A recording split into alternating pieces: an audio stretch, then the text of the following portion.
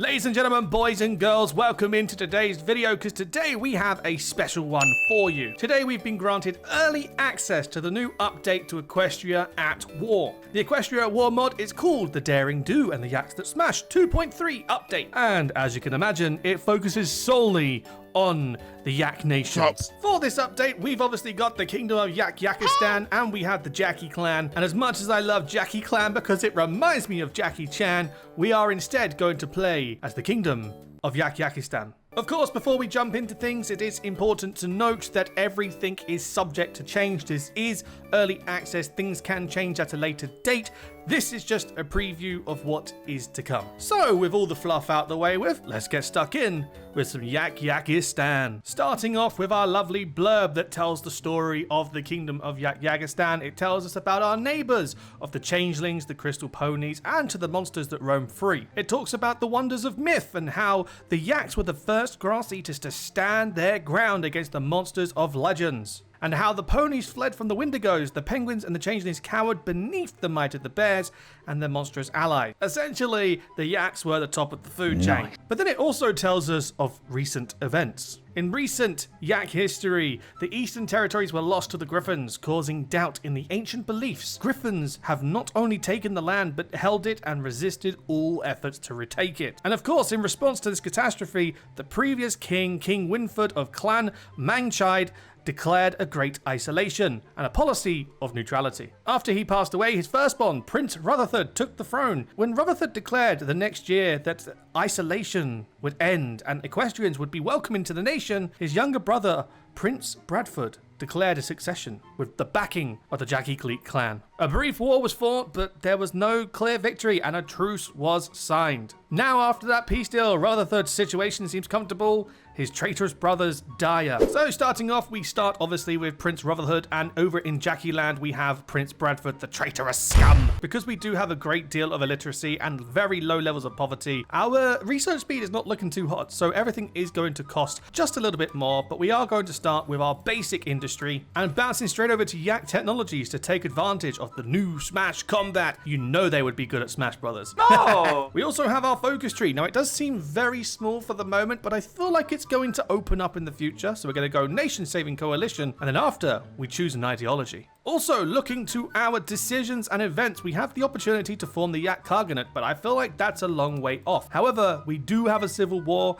and it's going to happen in just under 600 days. We also have a way to keep the stability. This is a map of the Yakistan region, including our neighbors in Jackie land. And just like the real Mongol Khanate, we are going to have to try and maintain an order between all the clan. We have these decisions to take, and some will boost the opinion, whilst others lose opinion of us by boosting others. It's going to be a big game of tic-tac-toe, noughts and crosses, whatever you want to call it. It's going to be a tango, and there's only I, so there's no two to tango. But hopefully I can keep everyone happy, and we can keep this clan together. Starting off first, though, we are going to go, of course, with civvies. Civvies are important. I love civvies more than I love life itself. And follow up with infrastructure, because what is this, brother? This is not good. Having zeros and ones, that's not good. I'm sorry, I'm not a computer code. And finally, to finish up, we're going to select our lead general of Khan Kerr with our minor general of Shayak, and we're going to put her on the border of Jackie clan. Okay, I'll leave this off, and I will see you guys in a moment. Okay, and it seems we've got an event, the YAKS betrayal. So it seems that Prince Rutherford has stood beside the ceremonial fire pit and decided that he's going to go against us.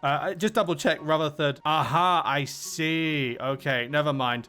What that event does, it essentially means that the guys in the northern part of the Jackie territories, the YAKS, are now going to go against us. The clan loyalty is at an all-time low, and I don't know what that means in terms of soldiery. We just had to sacrifice 3 divisions from our army and a general leader, which is not ideal, which means our new leader is now Yingvar, and hopefully Yingvar is a little bit more loyal. But unfortunately, we have lost the northern territories to the Jackie clan. It's not ideal. I can't even say that. How do I say that? The Joylikai. The Joylikai are teetering towards unloyal. So are the Manhutayid. I can't say these names. But the Man and the Dewey are very close to rebelling. I need to get that sorted, especially with how close the Mans are. They take up a large portion of the territory, and I need that to stay in the positive for me. Interesting, and a new event just popped up as well, like herding yaks. I'll let you guys pause and give this event a little bit of a read, but the reason why I'm pointing this out is at the bottom here it says, and only one clan came to mind, but if I hover over it, balance of power begins in the kingdom of Yakistan with reformists and traditionalists, which means this nation now has a similar mechanic to Italy, and it seems that I can either stay traditional monarchist or I can go communist, which is what we're not gonna do. I'm sorry, I don't bleed red. We're not doing communist. I'm sorry.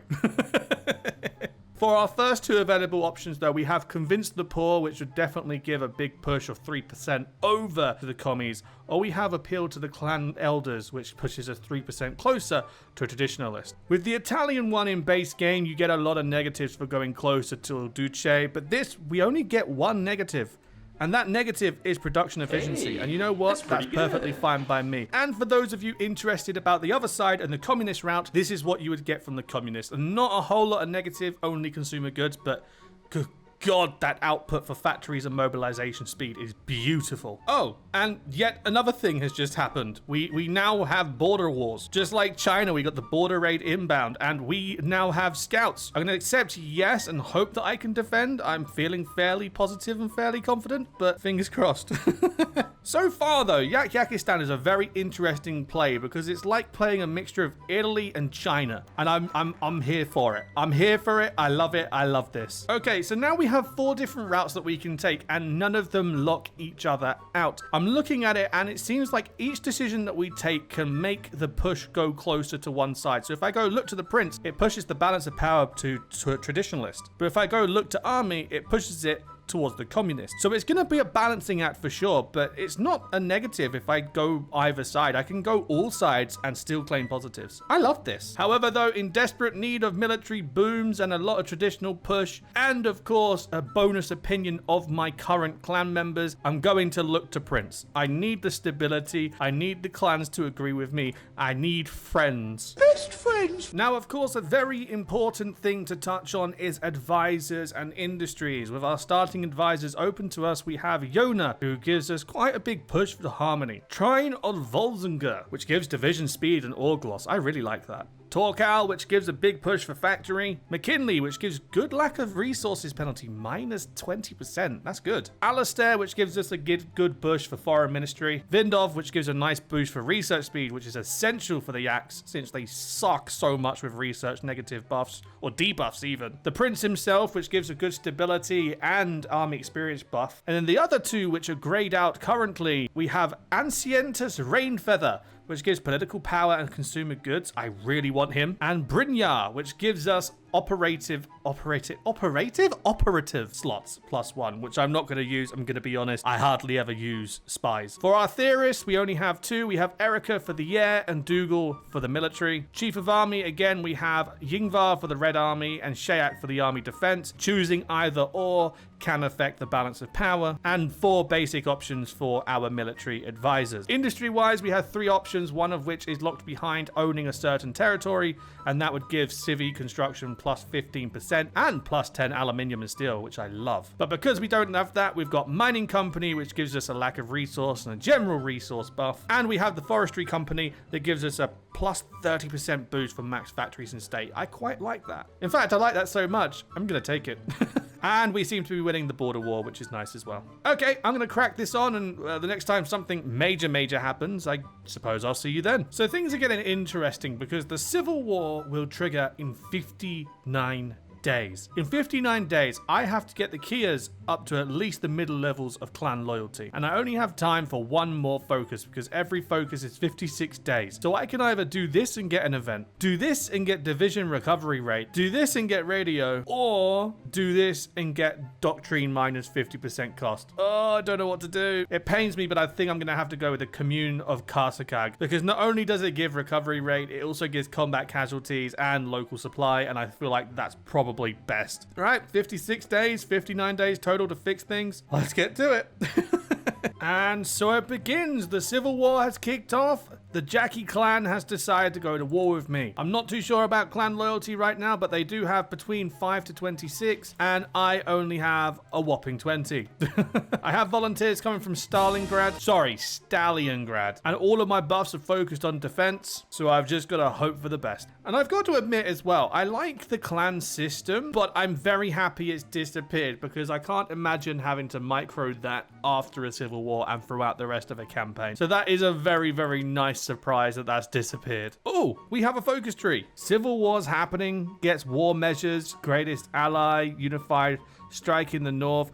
Oh, I like this. Okay, right, time to have some fun with this. Oh, this is amazing. So some focuses will give me pop buffs, some will give me attack, some will give me production efficiency. This is really nice. I actually really, really like this. Oh, fantastic. Yeah, let's get to it. So on my focuses, I have strike in the north, which gives me 25% attack buff for division attack and 50% breakthrough for 90 days. Same thing for the south. But I don't even need it for the north because they don't even have supply. They've got nothing in the north. Oh, this is brilliant. Okay, I'm just going to go ahead and attack. I'm already microing in the center, but if I can get an easy way on the north, I'm going to take that. I'm not going to play around. Why would I say no to that? I don't know if it's because of the division templates, of which I'm not overly sure of what they are. It seems to just be peasantry and very badly rated infantry, but even though I'm outnumbered, I still have the upper hand. Like, all I've got to do is put 2 divisions of mine against their 1, and I'm dominating. Yeah, it doesn't matter that I'm outnumbered. I just need to use my buffs and use my military, and they're done for. Do you know how easy this is for me? There we go, and just like that, I've got them rattled completely. I've got this lot encircled, I've got the capital and the other capital encircled, and I have these guys encircled. In fact, everyone is encircled in their own little way. And I have a new division as well. This is fantastic. I feel like I've just won the Civil War. Also, I want to point out, my technology, my next type of gun, is called a death gun. And you know, I know these guys aren't really technologically savvy, but I really would like to hope that the gun that I'm using to shoot people is a death gun. I think that's plain and simple, very obvious that we need that. And just like that, the Civil War is over. Jackie clan has capitulated, and that is that. And we're still going to have the resistance to occupation. That's still going to stay there until I complete one focus, and that one focus is end of civil war. But I'm not going to rush that. I'm going to make the most of this because I'm going to get permanent buffs on loads of things. Well, I say permanent, a lot of permanent and some temporary, but I'm aiming for the permanent buffs. I'm going to aim for those permanent buffs really quickly and then go for end of civil war. I need to try and max myself because at the end of the day, although this is all well and good, the civil war was just the start of it. I've got Equestria and the changelings to worry about next. Okay, well, never mind. That didn't take too long because all the leftovers became bypass focuses and I didn't have to wait. We are now met with the wonders of compromise. Again, you can pause and read if you'd like to, but we are left with a decision. Prince Rotherhood has stepped down and he's allowing new YAKS to run the nation, and to a free and harmonious Yakistan, we are granted these effects. Yaki royalty becomes the ruling party, Rotherhood retires, the Harmonic Party will now be called the Yak Democratic Movement, we are no longer a kingdom but a republic, and the provisional government puts 100+% on every single thing. Oh yeah, and balance of power is no more. So we are now met with a transitional council, and the new focus tree opens up. Oh my good god, this is a big focus tree. I don't know where to start. I'm gonna take this piece by piece. Everything else is locked behind one focus, and that's the first elections. Let's take it and see where things go. Also, plus 10% recruitable pop. I love that. Okay, so we've now got this event, right? And this event basically says that we get consumer goods, a moderate reformist leader in Yona, and stability political advisor, and some stuff like that. If you're interested in the law, I'm just going to pause here. You can have a read. This is our leader, Yona. She seems very nice, very polite, a very well-mannered individual. Very demure, very mindful. But I've had a look at this focus, and it is literally just building up civies, military compliance, you know, some forts and protection stuff. We've got some stuff down here which seems to unlock decisions around the polar bears and obviously the penguins as well. But I feel like I'm going to leave this main stuff first and focus on building up because I don't want to be touching politics with other nations before I've had a chance to build up. We have revitalizing the industry, consumer goods, a lot of output boosts, a research slot which is much needed, and I really like the look of that into the modern age. That looks absolutely lovely. We've got reintegration for our local populace, and then looking south I'm not going to touch either because this seems to be a tree that talks about alliances and again more political stuff, so I think best to leave that be for now. For now I'm just going to integrate industry, and then maybe a little bit of this over here, and then we will think about politics. And now a bunch of stuff has just happened all at once. We've completed our focus into the modern age, which now confirms all of our all of our development is all up to scratch. We have negligible illiteracy. We have negligible poverty, we have modern society, and we have developed science base. So now that really bad research stat is now at plus 23. Also, to fix my manpower, I have now finished some of my focuses that allowed me to reconcile and get that local rebellion down. And because of that, we can now go ahead and go bing, bonk, bunk, and these guys are going to reconcile, and hopefully by turning these guys into cores, I can start getting manpower. In worldly news, the changelings have gone to war with Equestria, and they've also gone for the buffaloes for some reason, and Stalingrad just got rid of the communist griffins up the north. They do have a claim on me, I think. Yep, they definitely have a claim on me. I'm not sure about that. I need to try and prepare a decent defense because I don't want to deal with that. And it seems I have a focus at some point somewhere to push to the bears and the penguins. Now, the penguins is a little bit of a distance, and these guys are locked behind the changelings. So I think at some point I'm gonna have to join Crystal. I'm gonna have to join Equestria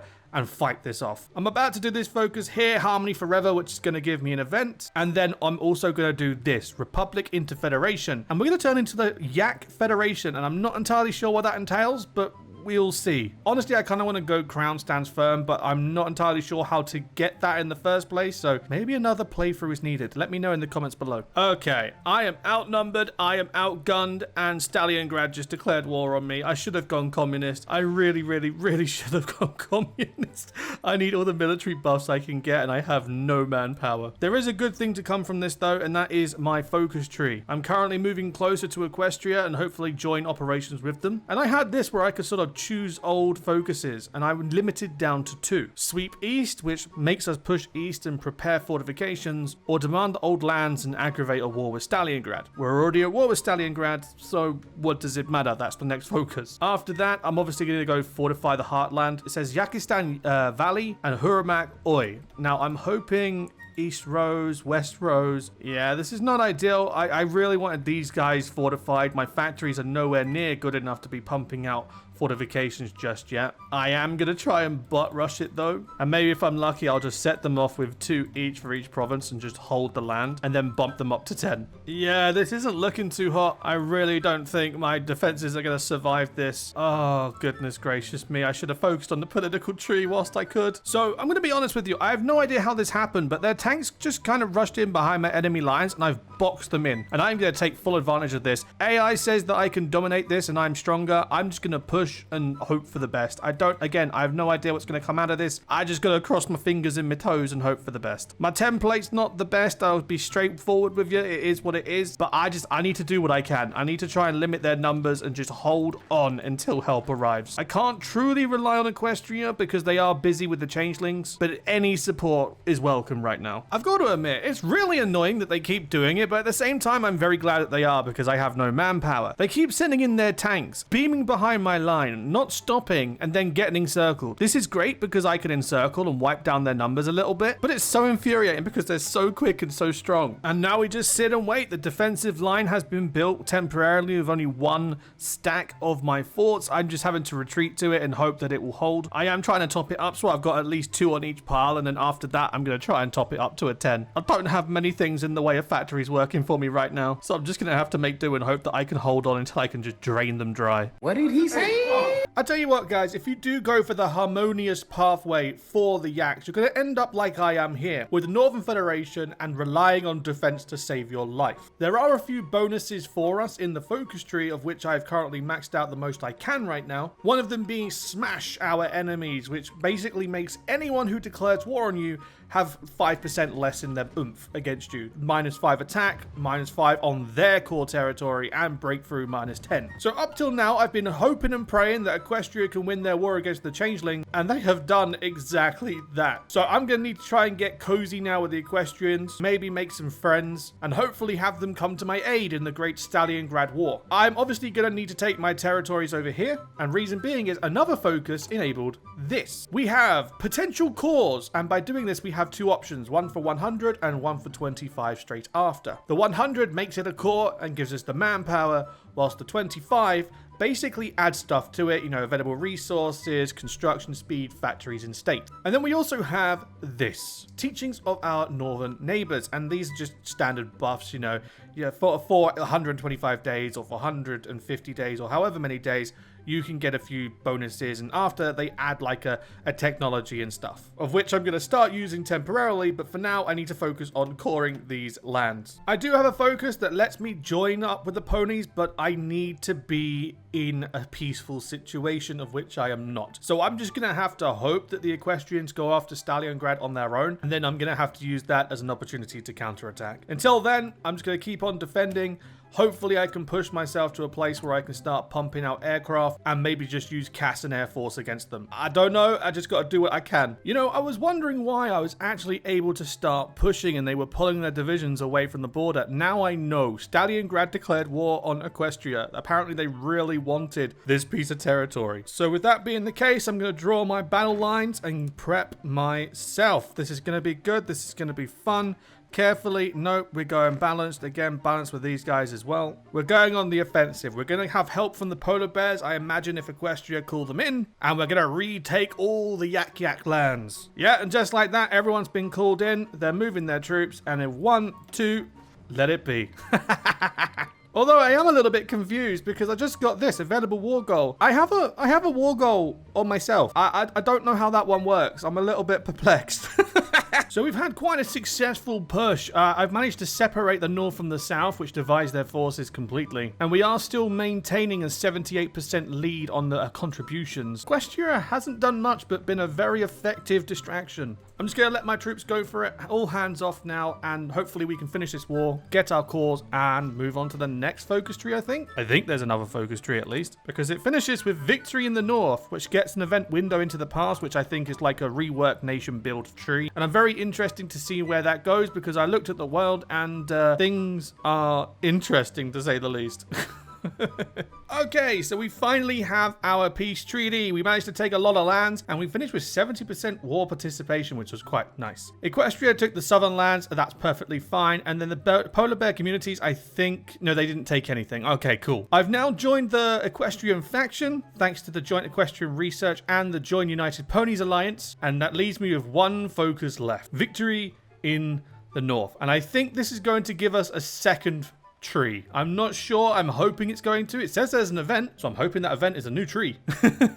And there is the event, Window into the Past. There's a lot of reminiscing going on here for our lovely little leader, Yona. Again, I'll pause so you can read through the event, and we're going to finish with She Hugged Ocellus and Both Teared Up, which gives us a new event, Door to the Future. Again, a pause so you can read, but it seems to be just old friends reminiscing and just relaxing now that order has been restored. A door to the future. Her friends watched over Yona as they always would as she has fallen asleep, which gives us a new event, Flame That's Never Too Late. What's this one about? Interesting. Okay, and it seems to finish with two individuals having a romantic moment. That's quite nice. Again, I'll pause and let you guys enjoy that one. But here we go. Love lies at the heart of harmony indeed. Thank you for playing. So no extra tree. No extra tree. That was harmonic Yak. The Yakistan nation with the harmonious path just finishes like that. We have no more content left to do. We have explored all options, and as it stands now, it's just rebuilding. And if I want to play into the far future, we can help Equestria take over the Griffonians and the Carthinians. But I don't think it's going to come to that. Overall, I feel like this was a very fun playthrough. I liked the content.